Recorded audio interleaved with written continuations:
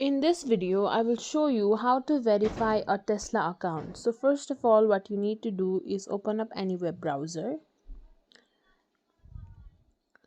Then search for Tesla account support. Click on it. Now click on the menu at the top right corner. Click on account. Then what you can do is sign in if you already have an account, or you can click on create account.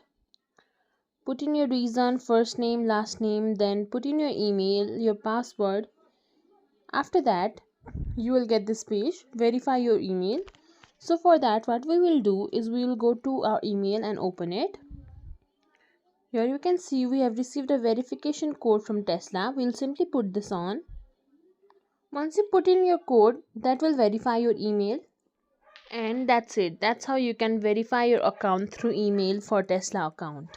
If you think this video was helpful, please like, share, subscribe to our channel and leave us a comment down below. Thank you for watching.